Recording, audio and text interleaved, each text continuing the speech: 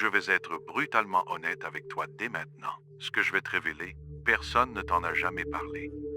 Ce n'est pas le genre de leçon que ton père t'a transmise avant de dormir. Ce n'est pas ce que tes professeurs ont répété à l'école. Ce n'est surtout pas ce que la société veut que tu saches.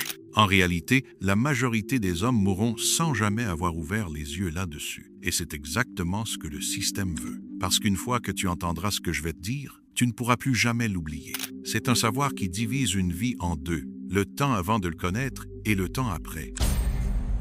Il y a 5 siècles, un homme du nom de Niccolò Machiavel a mis par écrit les vérités les plus dangereuses jamais révélées sur la nature humaine. Tellement dangereuses que l'Église catholique a interdit son livre, tellement puissante que des rois, des présidents, des généraux et des PDG les ont étudiées dans le secret tout en les condamnant publiquement. Parce que Machiavel n'a pas écrit des théories abstraites. Il a rédigé le manuel de fonctionnement des êtres humains. Pas comment nous aimons prétendre fonctionner, pas comment nous voudrions fonctionner, mais comment nous fonctionnons réellement. Et voilà ce qui devrait t'effrayer. Ceux qui connaissent déjà ces vérités les utilisent chaque jour contre toi. Dans les conseils d'administration, dans les relations amoureuses, en politique, en affaires, en guerre. Eux jouent aux échecs, pendant que toi, tu joues encore aux dames. Alors demande-toi, pourquoi ton père ne t'a-t-il jamais appris cela? Pourquoi tes professeurs non plus? La réponse est simple. Parce que leurs propres pères ne leur ont pas appris. Et parce que la société t'a programmé à croire que voir la réalité te rend cynique, que réfléchir stratégiquement te rend manipulateur, que comprendre le pouvoir fait de toi quelqu'un de mauvais. Mais voici la vérité brutale. L'ignorance n'est pas une vertu. L'ignorance est une faiblesse. Et à partir de maintenant, je vais transformer ta vision du monde. Je vais t'armer. Je vais faire de toi quelqu'un de dangereux. Parce qu'une fois que tu connaîtras ces vérités, tu ne regarderas plus jamais les interactions humaines de la même manière. Avant d'aller plus loin, clique sur s'abonner et active la cloche. Parce que ce que tu vas découvrir aujourd'hui va changer ta perception du monde à jamais. Et crois-moi, tu ne veux pas manquer ce qui vient après. Depuis ton enfance, on t'a martelé l'idée que les êtres humains sont rationnels, qu'ils pèsent les options, qu'ils évaluent les conséquences, qu'ils choisissent en fonction de la logique.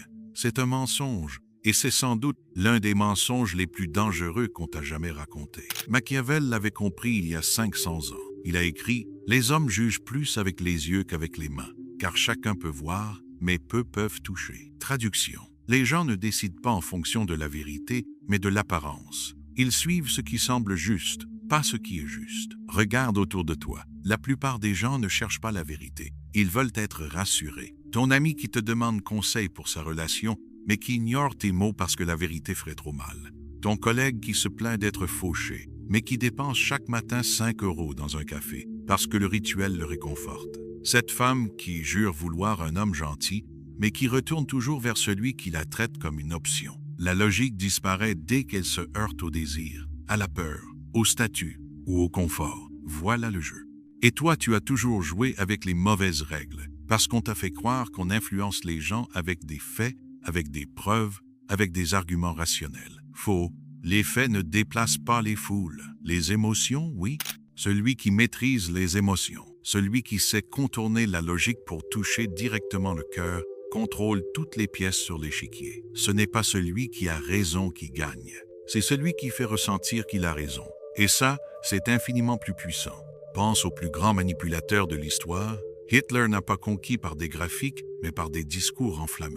Les grandes marques ne vendent pas du soda. Elles vendent du bonheur en bouteille. Les religions ne se répandent pas par des débats philosophiques, mais en capturant l'âme, la peur de l'enfer et la promesse du paradis. Tu comprends maintenant pourquoi tu perds tes arguments, pourquoi tes conseils sont ignorés, pourquoi tu échoues à influencer les gens que tu veux convaincre. Parce que tu croyais que les gens étaient rationnels. Ils ne le sont pas. Ils sont accros aux émotions. Arrête d'essayer de changer les esprits avec des faits. Commence à sculpter des émotions. Machiavel l'avait vu clairement. Derrière les masques de la politesse, il n'existe que 2 types d'hommes, les prédateurs et les proies. Les forts prennent, les faibles sont pris, point. Et voici la cruauté cachée. La faiblesse ne se contente pas de ne pas te protéger. Elle attire les prédateurs comme le sang attire les requins. Les intimidateurs ciblent toujours l'enfant silencieux, jamais le combattant. Les entreprises licencient d'abord les plus faibles. Les femmes quittent l'homme soumis pour se jeter dans les bras de celui qui se tient droit.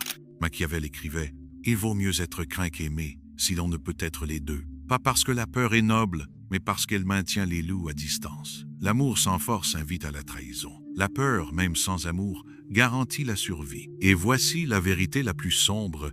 Un homme faible n'échoue pas seulement pour lui-même. Il détruit aussi les autres. Il pompe l'énergie des forts jusqu'à ce qu'il l'abandonne ou s'effondre avec lui. Les hommes faibles deviennent des trous noirs qui aspirent tout autour d'eux. C'est pour ça que la faiblesse est plus dangereuse que la cruauté. Parce que l'homme cruel, au moins, se tient debout seul. L'homme faible, lui, tire tout le monde vers le bas. Et pourtant, la société te dit de te ramollir. Elle appelle ça sensibilité, être un homme meilleur. Mais soyons clairs, un homme incapable de protéger sa famille, son honneur ou sa réputation n'est pas un homme bon, c'est un fardeau. La force n'est pas une option, c'est le prix de la survie. À partir du moment où tu acceptes cela, tu vois le monde autrement. Chaque interaction devient un test. Qui est le prédateur? Qui est la proie? Qui dicte les règles? Qui les subit? Le mythe du gentil garçon. On t'a répété « sois gentil, sois agréable, ne crée pas de vagues et les gens t'aimeront ». C'était un mensonge. Machiavel l'avait déjà dénoncé, les hommes sont si simples et obéissent tant à leurs besoins immédiats que celui qui trompe trouvera toujours quelqu'un pour se laisser tromper. La société confond la faiblesse avec la bonté, elle confond l'obéissance avec la vertu, elle confond la gentillesse avec la valeur. Mais en réalité, les gentils garçons ne sont ni respectés par les femmes, ni suivis par leurs amis, ni promus par leurs patrons. Parce que derrière la gentillesse, il n'y a souvent qu'une peur, celle du conflit, celle du rejet, celle de déplaire. Être gentil, c'est quémander l'approbation. Être bon, c'est autre chose. C'est avoir les conversations difficiles, dire ce qui doit être dit, tenir debout, même si cela dérange. Les gentils cherchent à être aimés, les hommes bons cherchent à être respectés. Et crois-moi, personne ne respecte le gentil. Les femmes ne le désirent pas, les patrons ne le promeuvent pas, les amis ne le suivent pas, parce que la gentillesse sans force n'est rien d'autre qu'une faiblesse maquillée. Regarde les leaders de l'histoire. Ils savaient être généreux, oui, mais jamais au détriment de leur force. Regarde les grands de ce monde aujourd'hui, patrons, présidents, champions. Sont-ils des gentils garçons? Non.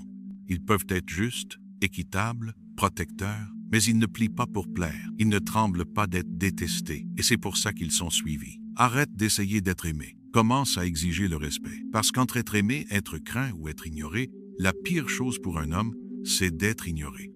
La loyauté est un contrat, ton père t'a sûrement dit. La loyauté, c'est tout. Fidèle à tes amis, à ton entreprise, à ta femme. Mais Machiavel, lui, voyait le monde tel qu'il est, pas tel qu'il prétend être. Et son avertissement était brutal. Puisque l'amour et la peur ne coexistent presque jamais, il est plus sûr d'être craint qu'aimé. Parce que l'amour est fragile, l'amour est conditionnel, l'amour dure tant qu'il sert celui qui le donne. Tu l'as déjà vu 1000 fois, l'ami qui ne t'appelle que quand il a besoin, l'entreprise qui dit « on est une famille » jusqu'au licenciement, la femme qui garde ses options ouvertes alors qu'elle exige ta fidélité. Ça, ce n'est pas de la loyauté, c'est de l'exploitation déguisée. Un homme qui continue de donner sa loyauté à ceux qui ne la rendent pas n'est pas noble, c'est un idiot. Et les idiots sont faits pour être utilisés. Les puissants l'ont compris. Ils ne sont pas aveuglément loyaux. Leur loyauté est stratégique. Elle dure tant que le contrat est respecté. Une fois qu'il est brisé, tout s'arrête. Ne gaspille jamais ta loyauté sur ceux qui ne la méritent pas. Machiavel écrivait « Chacun voit ce que tu sembles être, peu éprouve ce que tu es réellement.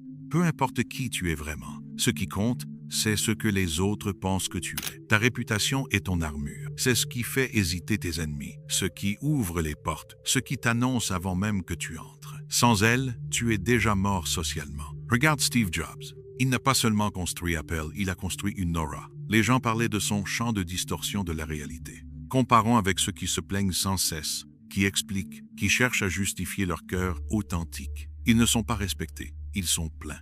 La perception, c'est la réalité. Si tu ne contrôles pas ta réputation, d'autres la contrôleront pour toi. Tu vois maintenant ce que la plupart des hommes ne verront jamais, que les gens sont émotifs, pas rationnels, que la faiblesse attire les prédateurs, que la gentillesse sans force n'est qu'une faiblesse déguisée, que la loyauté est fragile, que ta réputation est plus précieuse que ton argent, que la peur dure plus longtemps que l'amour, que la confiance n'est pas de la pierre, c'est du verre, et tôt ou tard ça se brise. On t'avait appris à rester aveugle, à obéir, à être gentil, à être inoffensif. Mais maintenant, le bandeau est tombé. Et voici la partie la plus dangereuse.